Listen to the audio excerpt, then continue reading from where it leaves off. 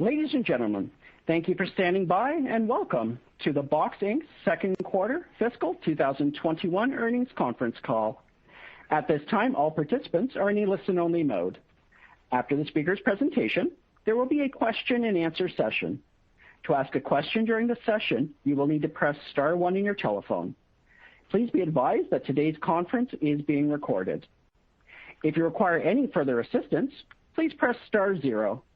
I would now like to hand the conference over to your speaker today, Alice Lopatto, Head of Investor Relations. Thank you. Please go ahead. Good afternoon and welcome to Box's second quarter fiscal 2021 earnings conference call. I'm Alice Lopatto, Head of Investor Relations, and on the call with me today, I have Aaron Levie, our CEO, and Dylan Smith, our CFO. Following our prepared remarks, we will take questions.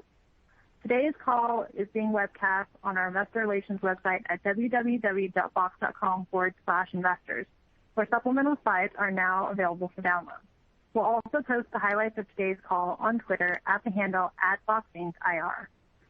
On the call, we will be making forward-looking statements, including our Q3 and FY21 financial guidance and our expectations regarding our financial performance for fiscal 2021 and future periods, timing of and market adoption of our products, our markets and market size, our operating leverage, our expectations regarding maintaining positive free cash flow, gross margins, operating margins, future profitability, and unrecognized revenue and remaining performance obligations, our planned investments and growth strategies, our ability to achieve our long-term revenue and operating model targets, expected timing and benefits of our new products, pricing, and partnerships, and our expectations regarding the impact of the COVID-19 pandemic on our business and operating results.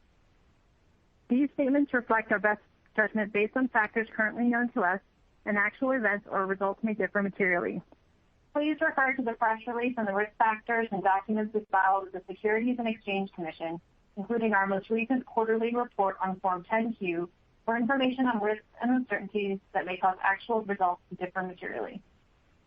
These forward-looking statements are being made as of today, August 26, 2020, and we disclaim any obligation to update or revise them should they change or cease to be up to date. In addition, during today's call, we will discuss non-GAAP financial measures.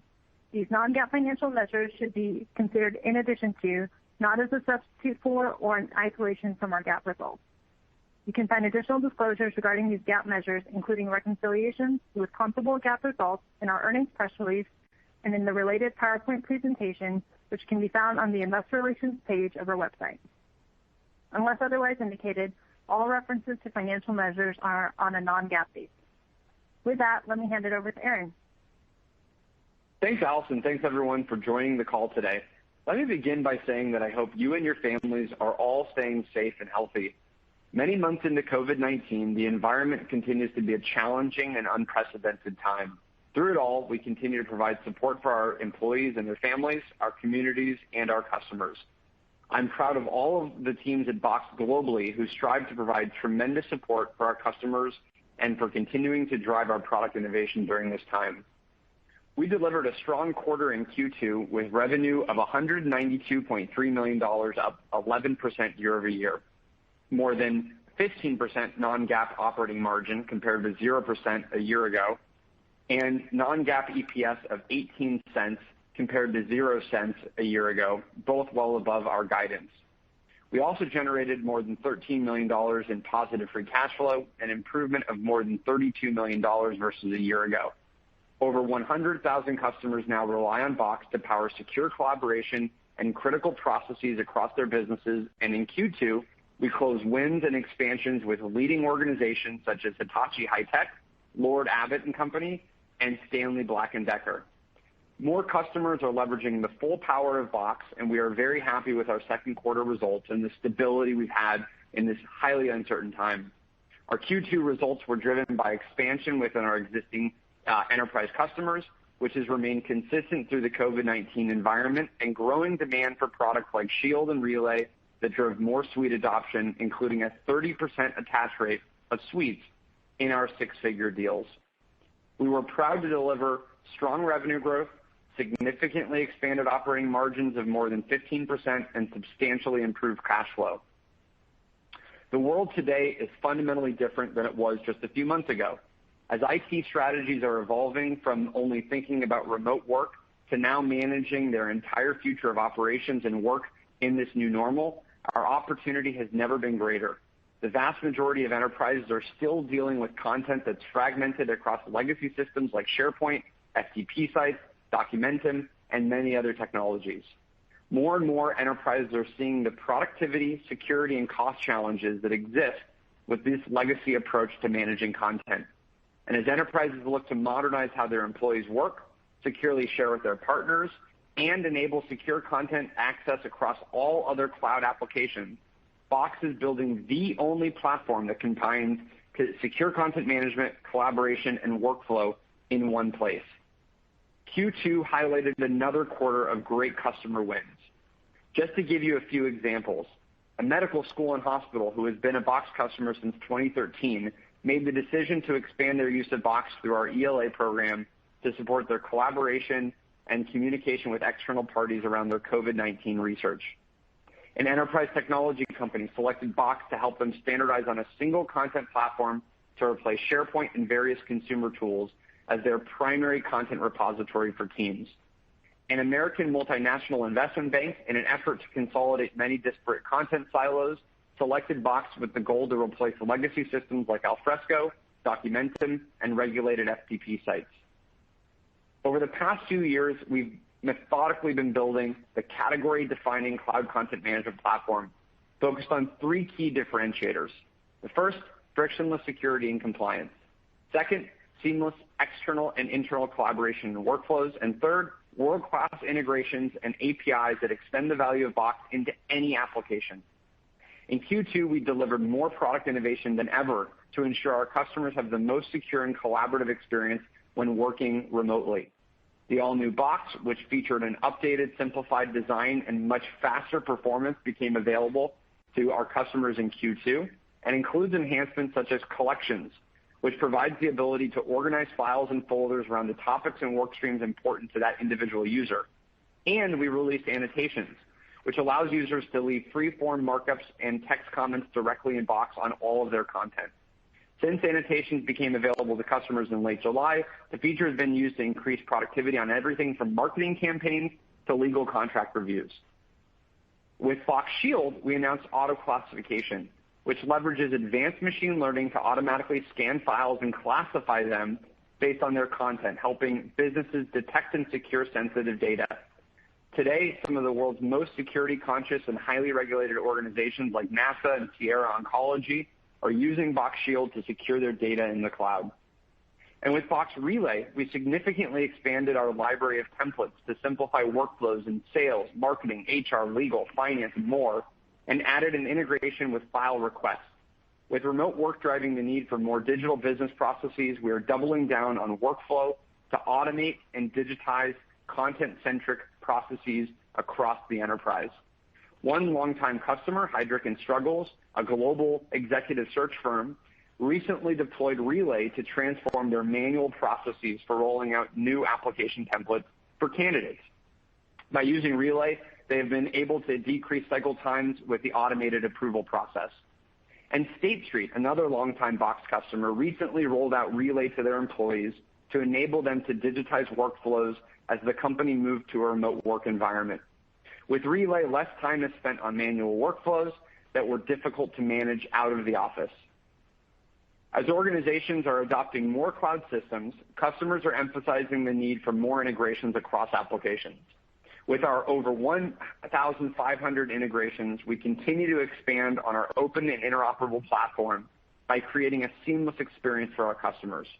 Last month, we announced a strategic partnership with Google Cloud to further expand upon our existing integration with G Suite, including additional features to create a seamless customer experience between our apps.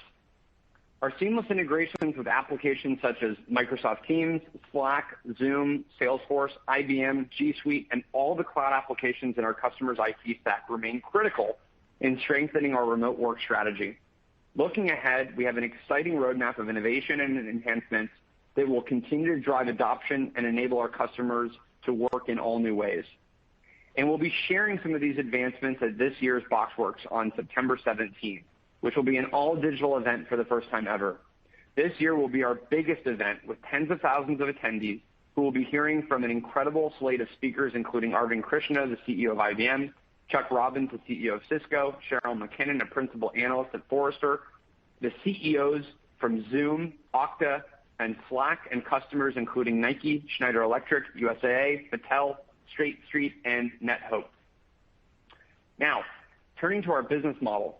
Last year, we laid the foundation to improve our balance between growth and profitability for FY21 and beyond. Our focus was on delivering growth more efficiently and implementing significant cost discipline in the business. In the first half of this year, we have clearly delivered on this commitment. While the future macroeconomic impact of COVID-19 remains uncertain, we believe we are in a strong position to continue delivering long-term healthy growth with increased profitability. To drive efficient and consistent revenue growth, we will continue to execute on our multi-product strategy and drive more efficiency into our go-to-market initiatives. We are going after one of the largest markets in enterprise software, and our focus is on growing existing accounts by driving add-on product adoption and seat expansion with Box Suites, as well as efficiently driving new logo acquisition in key markets.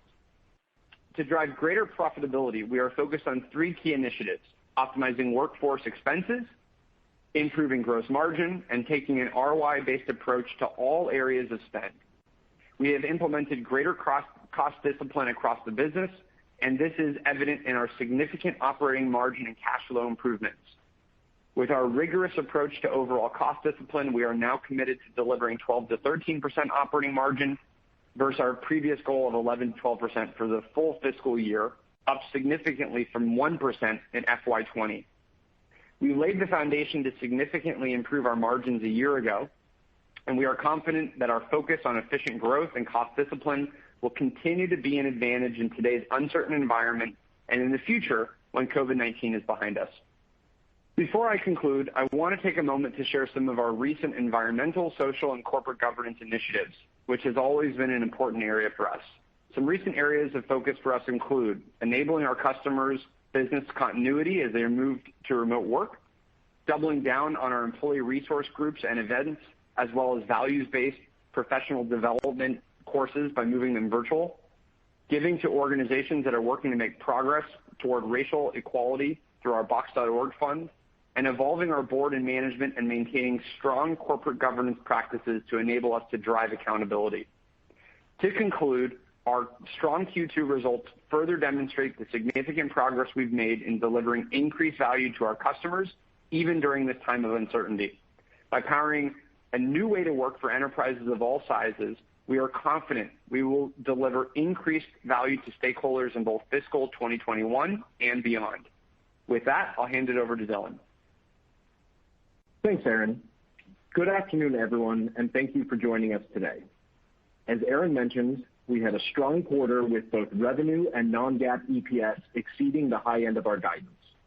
We're seeing healthy expansion within our existing enterprise customers, stable customer retention rates, and continued momentum in suite sales. At the same time, we delivered significant operating margin improvements as we continue to focus on driving long-term profitable growth. For FY21, we are raising our expectations for non-GAAP operating margin to be 12 to 13% of revenue, 100 basis points higher than our previous expectations, and up considerably from 1% in FY20. Let's now move on to our quarterly results. We delivered revenue of $192.3 million in Q2, up 11% year over year. 28% of this revenue came from regions outside of the United States, up from 25% a year ago, and driven by continued strength in Japan. Our remaining performance obligations, or RPO, represent non-cancelable contracts that we expect to recognize as revenue in future periods. This metric consists of deferred revenue and backlog offset by contract assets. We ended Q2 with RPO at $726.7 million, up 13% year over year. We expect to recognize approximately 65% of our RPO over the next 12 months. Second quarter billings came in at $188.8 million, representing 9% year over year growth. As we mentioned on our last call, we still expect billings growth to slightly lag revenue growth for the remainder of FY21. As a reminder, our billings outcome is impacted by a variety of factors, including payment durations and the timing of large renewals. Due to COVID-19 headwinds, this year we also expect to see continued softness in our professional services bookings and our small business segment. Customer contract durations have remained stable, as even in the current environment, our customers continue to view Box as a critical component of their long-term IT strategies. In Q2, we closed 64 deals worth more than $100,000 versus 68 a year ago, 3 deals over $500,000, which is in line with a year ago, and no deals over $1 million versus 2 a year ago. Looking at our pipeline, we are seeing stronger demand for six-figure enterprise deals, and we expect to see solid year-over-year growth in our large deal counts in the third quarter. We ended Q2 with an annualized net retention rate of 106% versus 105% a year ago and 107% in Q1. As you might expect, COVID-19 related dynamics, particularly in our smaller customers, could cause this metric to fluctuate over the course of this year. In Q2, our full churn rate was 5% on an annualized basis, in line with Q1 and an improvement from 6% in the year-ago period. Turning to margins. Non-GAAP gross margin came in at 73.5%, up from 71.3% a year ago and 73.1% in Q1. Our focus on reducing infrastructure costs and gaining economies of scale is paying off. Q2 gross profit of $137.0 million was up 15% year over year, outpacing our revenue growth by 400 basis points. While the timing of certain infrastructure projects will create some quarterly variability, we expect this upward trend in gross margin to continue over the next couple of years. During Q2, we once again successfully drove increased leverage across the business by executing on several of the cost and productivity initiatives that we identified entering this year. Total Q2 operating expenses represented 58% of revenue, a substantial improvement and reduction from 71% a year ago.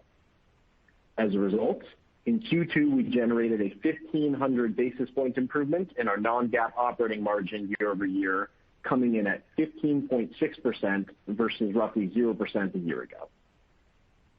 Sales and marketing expenses in the quarter were $57.1 million, representing 30% of revenue, significantly down from 41% in the prior year.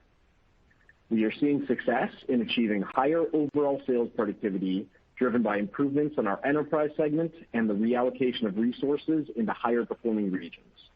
We're also generating increased marketing leverage by shifting our focus toward more efficient digital channels. Research and development expenses were $35.8 million, or 19% of revenue, down from 20% in the prior year, even as we continue to further differentiate our platform in Q2 with offerings such as automated malware detection capabilities and controls in Box Shield and an all-new Box experience. We are on track to open our first engineering center of excellence outside the U.S. in the back half of this year in Poland, which will contribute to our ability to scale our R&D investments more efficiently going forward. Our general and administrative costs were $18.4 million, or 10% of revenue, in line with a year ago.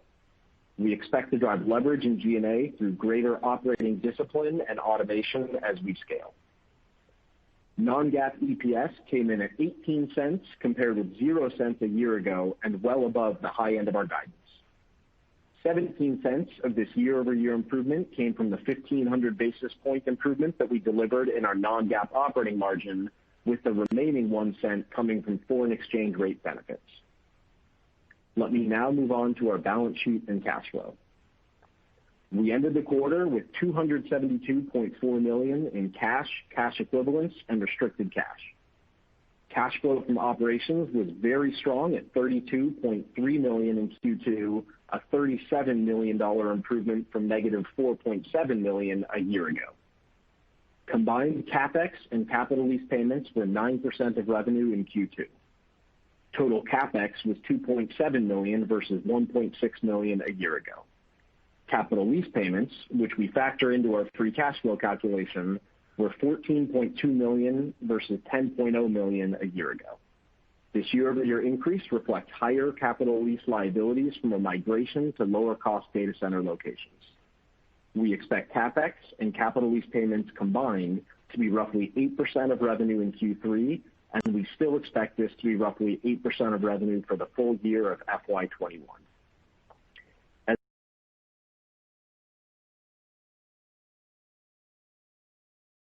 From negative $19.0 million a year ago.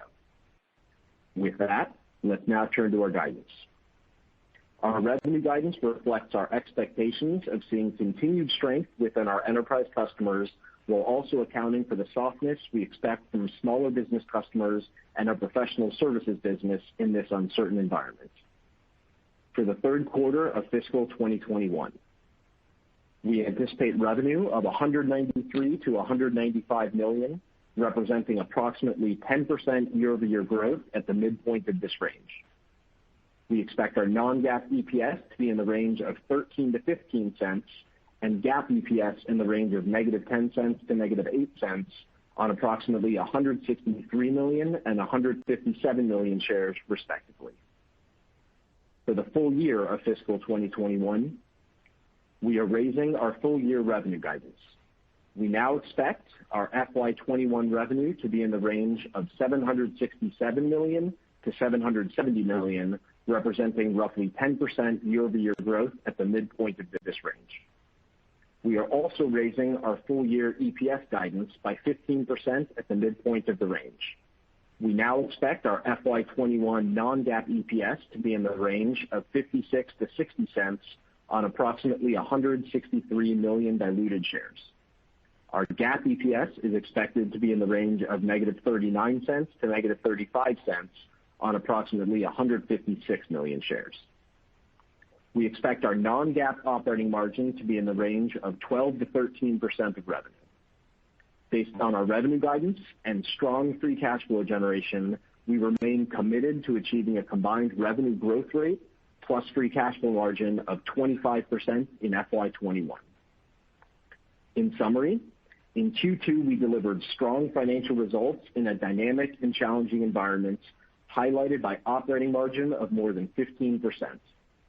Our product innovation around remote work, large market opportunity, and resilient business model put us in a strong position to deliver healthy long-term revenue growth and profitability improvements as we continue to build on our leadership position. We look forward to further discussing our strategy and our resilient business model during our virtual investor breakout session at BoxWorks Digital on September 17th. With that, I would like to open it up for questions. Operator? As a reminder, to ask a question, you will need to press star one on your telephone. To withdraw your question, press the pound key. And your first question comes from the line of Josh Baer from Morgan Stanley. Your line is open. Thanks for the question and congrats on the strong quarter. Cash flow was very strong this quarter. I'm just wondering if you're still seeing a shift toward quarterly billings from customers, and if so, if there's any way to quantify that impact for either this quarter or expectations for the year. Sure. So as we mentioned on our last call, we do expect to see a bit of a shift, which drives the commentary. We expect billings growth to slightly lag revenue growth for the remainder of FY21. So our expectations have been pretty consistent with what we laid out on our last call. I would note that we are seeing that dynamic a bit in terms of the payment durations, particularly with some of our smaller customers, although it was not a material impact to our overall payment durations in the second quarter. And would also note that primarily the free cash flow outcome, the strong free cash flow outcome and cash from operations performance that we put up in the second quarter was more driven by a lot of the renewals and customer payment durations that we had seen in earlier periods.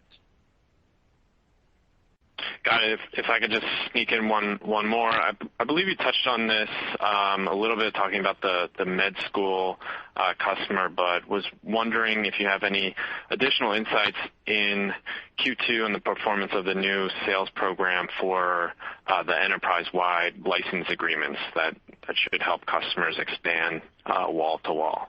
Thank you. Yeah, Jeff, this is Aaron.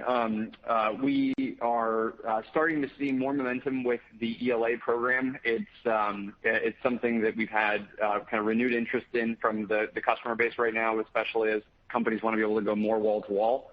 Q2 is really when we kind of kicked that off in earnest, and so it's becoming a greater focus of our sales motion, both to be able to sell suites across the enterprise as well as being able to sell core box as well. But the ELA program is really more than anything a way for customers to be able to deploy box across their enterprise, and us to simplify the sales motion and contracting motion to be able to do that. So we're seeing emerging momentum. It's still pretty early days, but we call that one of the examples. We had many others in the quarter, but it was great to see one of our longtime customers elect to go to an ELA with us.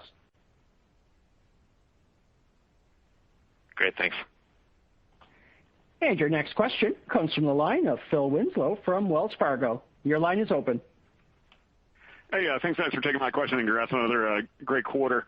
Dylan, Aaron, last quarter you called out record upload volumes and just activity trends on the platform. Why don't we get some color into just sort of what you saw this quarter? And also, one of the things you did talk about in Q1 was sort of the extended burst capacity for some customers that needed sort of the extra seats to handle the shift to work from home. Why don't you give us a sense of a conversion of those users? Are they still in the pipeline? Just sort of what you're seeing, and then one quick follow-up after that. Yeah, great question. So, I think from an activity standpoint, that initial first wave of everybody moving to remote work really kicked off in the middle part of Q1. So by Q2, I think we saw kind of normal, kind of seasonally driven activity levels, so sort of steady activity on the platform that was off that new baseline from that increase, and healthy activity overall in terms of product adoption, usage of our new collaboration features. As I mentioned in the earlier conversation, we launched a bunch of new features that really help customers better collaborate, better organize, better share their content on Box. So we're now focused on really driving the adoption of the all-new Box, which we're seeing early signs of having some very, very kind of sticky and enhanced features that we're super excited about. So that's on the activity front. In terms of monetizing that burst of usage, as we kind of talked about in the last call, that was sort of modeled into our guidance of where we thought the deals would come from. And overall, I think we've been very happy about the customers that have elected to expand their usage of Box over the past quarter. So definitely a quarter driven by expansion of seats as well as our suites within existing customers. The number of 100K deals up about 60% quarter over quarter. So showing kind of just healthy volume of customers electing to go broader with Box. Got it. Then also just to follow up on go-to-market, obviously you've had some new leadership there over the past year. What if you give us just an update on how you feel about just call it go-to-market capacity, just efficiency, just any sort of update there would be great. Yeah, I think in general, we're really happy with the leadership team that we have in place. It has evolved over the past couple of years to make sure that we're well aligned with the model that we're pursuing right now, and both how we're want to drive a really efficient engine at the core of the business, as well as drive a land and expand motion within customers of all sizes. So I think we've got an incredible team on the field right now at all layers of management across go-to-market, and then what we did kind of at the tail end of last year that we obviously talked a lot about and coming into this year was making sure that when we looked at territories, when we looked at sales segments, that we felt like we were making the right investments in markets that were going to be most productive, where we had healthy existing customer traction that we could go drive upsell, as well as regions or territories where we felt very confident in the demand in Box.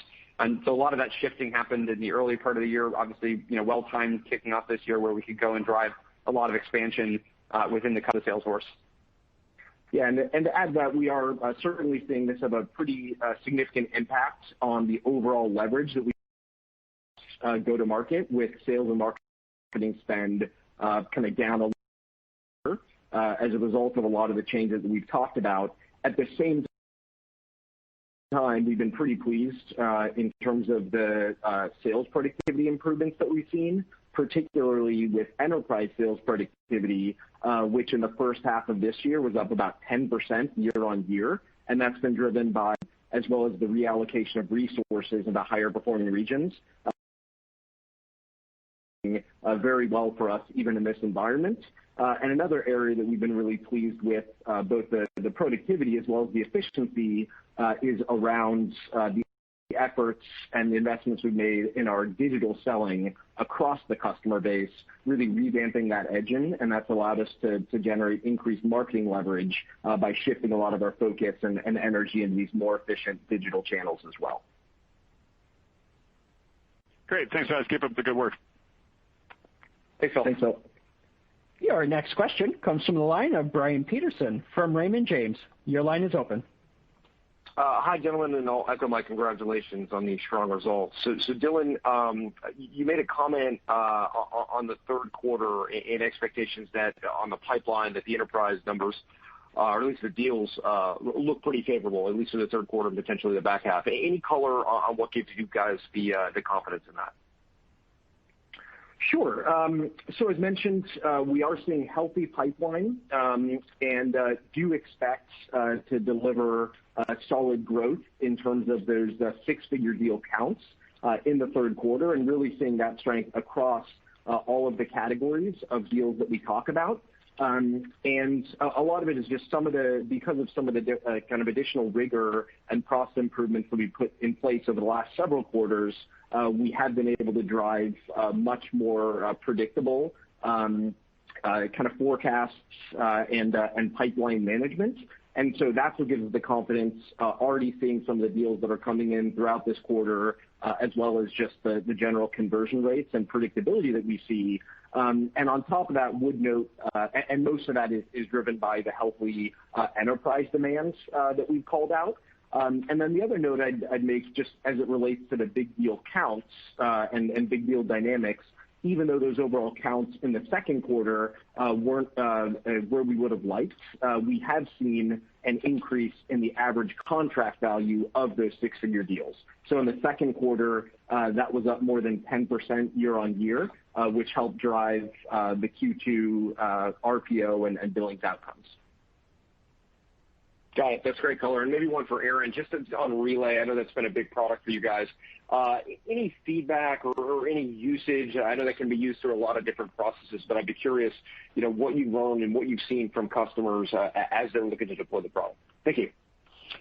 Yeah. So I think as we, as our initial thesis that we had going back a couple of years now of why we got into the workflow space is playing out, the core idea and premise was, you have so many workflows right now that are happening inside of email, they're happening in paper-based processes, they're happening in legacy document management systems, and there really hasn't been a simple, highly usable, scalable solution for being able to automate those types of processes. So things like document review and approval, digital asset review and approval, being able to onboard customers or partners in a very streamlined way.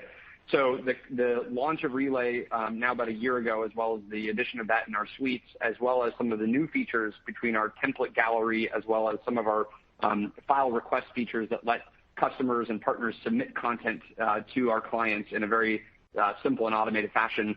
Those types of use cases are now really playing out in a healthy way. So we're seeing customers in highly regulated industries begin to adopt Box Relay because they want to be able to have auditability of their workflows.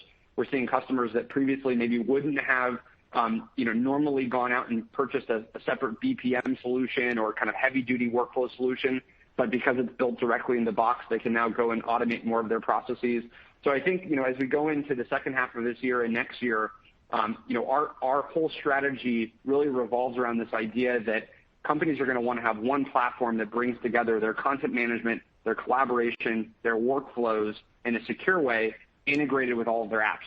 And we're now seeing more and more of that demand begin to play out as customers sort of zoom out from just the initial remote work push and focus more on the long-term business process optimization and workflow automation that they need to be able to drive in their enterprises. Good to hear. Thanks, Aaron. Your next question comes from the line of Mark Murphy from JP Morgan. Your line is open. Hi, guys. It's Adam Brashear on for Mark.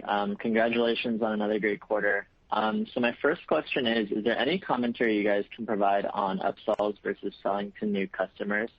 I believe last quarter you mentioned this was, I think 70% of bookings came from existing customers. Yeah. So, I mean, overall, I'll give you the kind of customer dynamic in general. And, I think we're certainly benefiting in this environment from now, reaching 100,000 customers globally on the platform where we have a significant install base that still has, in many cases, limited penetration of Box, where they're using us in certain departments. They're using us for secure file sharing or collaboration, but now they want to be able to automate workflows and they want better data security. So we're seeing a very, very healthy increase in our existing customer expansion, especially in the enterprise segments. But now coming into the second half, the pipeline is looking strong on our kind of SMB business overall. And this is really happening across the board, certainly more predominantly in industries that maybe are less impacted by COVID, but financial services, healthcare, life sciences, certain digital technology companies and some select retailers and consumer brands. But overall, just very healthy expansion rates, again, from the customers that are growing right now. And we're seeing nice pipeline in the second half as well for that. I appreciate the detail there. And just as a quick housekeeping question, is there any update on how the number of paying users trended this quarter? Thank you.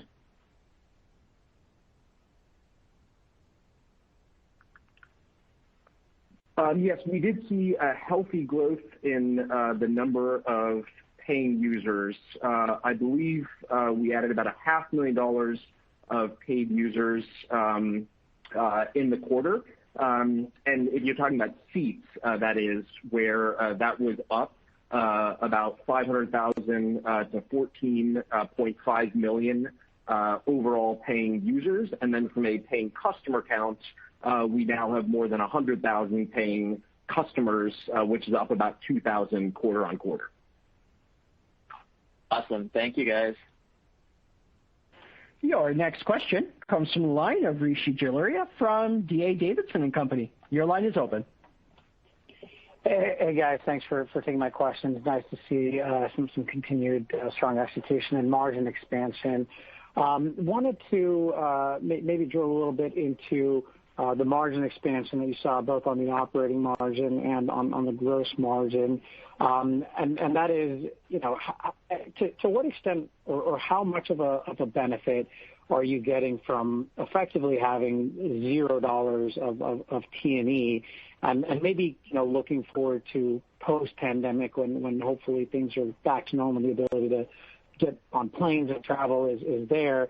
How long-lasting do you see these cost savings? Do you expect more of a shift to kind of, remote and virtual selling? And I think kind of same question applied to the gross margin line, right? I'm sure you're getting some benefit from infrastructure improvements, as you mentioned, and I'm sure a little bit of benefit from not having to do on-site professional services. So maybe kind of walk through your philosophical thoughts there, and then I've got a follow-up. Sure. So what I'd say in terms of the expense side and the overall impact, as a reminder, prior to COVID, we had expected our operating margins for this year to be in the 9 to 10% range of revenue. We now expect that to land in the 12 to 13% range. So of this 3% improvement annualized, a little less than half of that is driven in the areas directly impacted by COVID. That includes T&E, facilities, and marketing events primarily, whereas a little more than half is coming from strong execution against the cost and productivity initiatives that we've been focused on, particularly around workforce expenses, gross margin, and overall cost discipline. And while we do expect some of these areas to come back once we get through the current environment, I think because of the results we've seen, even on a go-forward basis, once we get into the new normal, we don't anticipate travel and events or some of the areas around marketing spend to fully return to the pre-COVID levels. So we do expect to see durable savings, just given how effective we've been able to run in the current environment. And then in terms, and I think from a duration and all of those things for when that'll start to show up is probably largely dependent on the overall macro environment. And then as it relates to gross margin, there actually has not been any sort of material impact in terms of those expenses because of the current dynamics of the pandemic. Okay, got it. That's helpful. And then just to go back to the six-figure deal, so down slightly year over year. And I know, Dylan, you had said you wanted that number to be higher, but also expect Q3 to come up year over year versus Q3 of last year. Was there any impact on that number being down year over year because of a shorter duration of deals in this environment versus in Q2 a year ago? And maybe help us understand, what is it that's giving you confidence that number is going to, increase in Q3, both year over year and sequentially? Thanks. Yeah, this is Aaron again. I think in general, I think we're very happy about the 100K plus deal metric. 60% growth quarter over quarter, which I think is more reflective of kind of the current environment and kind of comparing the demand at the start of the year to where we are now. Obviously, on a year-over-year basis, the years are completely different in terms of just the environment and various industries and segments that have different dynamics at play. But overall, we're seeing very strong pipeline. There are some specific instances where you might have kind of customer decision-making dynamics in an evolved way, and so some of those deals kind of coming from Q2 into Q3. So we're seeing some of those deals get closed and play out nicely. But overall, I think when we look at the pipeline for the second half of the year, when we look at the year-over-year growth even on that 100K plus metric, we feel pretty confident that we're going to be able to put up growth from here and again, continue to put up strong results overall on the customer expansion that we're driving. Okay, great. Thanks. Your next question comes from the line of Chad Bennett from Craig-Hallum Capital. Your line is open.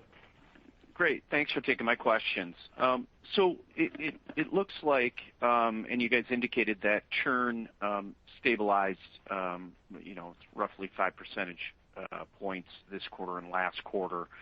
And you talked about healthy expansion in the base, probably, like you said, due to the circumstances we are in right now and suite adoption. I guess, if you look at, and I realize everything's kind of trailing 12 months, but if you look at net retention, that ticked down a touch, I guess, to 106 from 107 sequentially. I guess, should we expect that number in the second half to kind of reaccelerate as, again, we monetize kind of the users and suite adoption becomes more prevalent, and like Dylan said, your six-figure count in third quarter, grows healthy. Just kind of how you think about both churn going forward and net expansion going forward, or retention, however you want to put it, for the second half of the year would be great. Thank you. Sure. So we'll start with on the churn front. As you noted, that's remained strong and stable even in this environment, coming in consistent with 5% on an annualized basis where we were last quarter, and a bit better than where we were a year ago at 6%. And we do expect that metric to continue to be stable going forward. But as you might expect, with the COVID-19 related dynamics, particularly in our smaller customers, that is having somewhat of an impact on the expansion rate, and that could cause the overall net retention metric to fluctuate over the course of this year.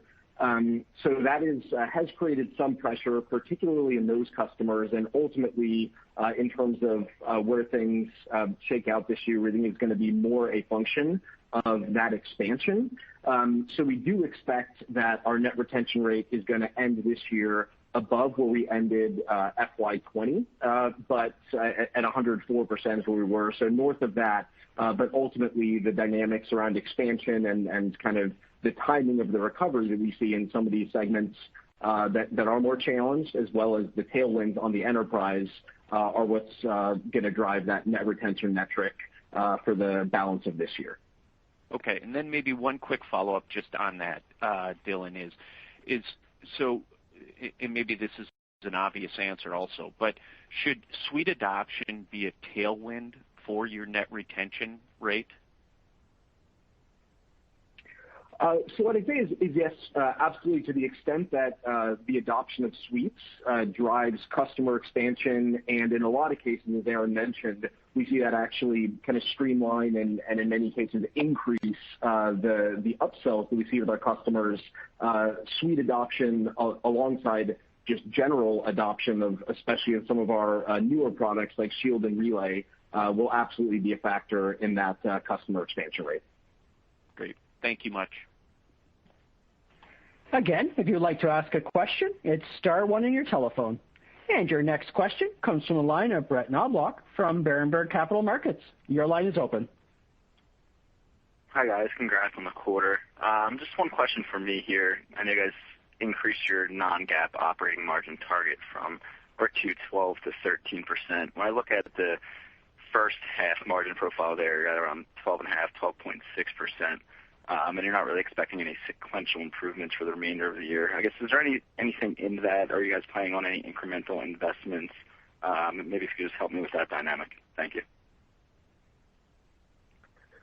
Yeah, so I know there that the same dynamics that we've been seeing that have allowed us to increase and make those significant increases and improvements in operating margin and non-GAAP EPS throughout the course of the first half of the year, particularly in the second quarter, we do expect to hold. So as mentioned, for those to hold true for the balance of the year, would note that there is some seasonality that we see in certain line items of expenses. So if you look at historically, we generally do see slightly lower margins in the third quarter versus the second quarter, for example. And then there are other dynamics around different components of areas like Salesforce compensation. So the expenses certain categories of expenses do fluctuate a bit. But overall, we would expect to see the continued improvements in our bottom line trajectory. And while we will be making investments, particularly in the go-to-market areas that have really been performing well and showing productivity gains, as well as continued investments in areas like our engineering team, you can expect to see us make those investments throughout the back half of the year, but at the same time continue to drive leverage through all the different areas that we had mentioned. So we do expect to continue that trajectory of strong operating margin improvements as we move through the back half of this year and into next year. Perfect. Thanks so much. And there are no further questions at this time. Alice Lopatto, I turn the call back over to you for some closing remarks. Thank you, everyone, for joining our call today. We look forward to speaking with you again at our investor breakout session at BoxWorks Digital on September 17th. Please note our start time for the event will be at 2 p.m. Pacific, and BoxWorks Digital will be an all-day event. Thank you again for your time today, and we look forward to speaking with you again soon. Ladies and gentlemen, this concludes today's conference call. Thank you for participating. You may now disconnect.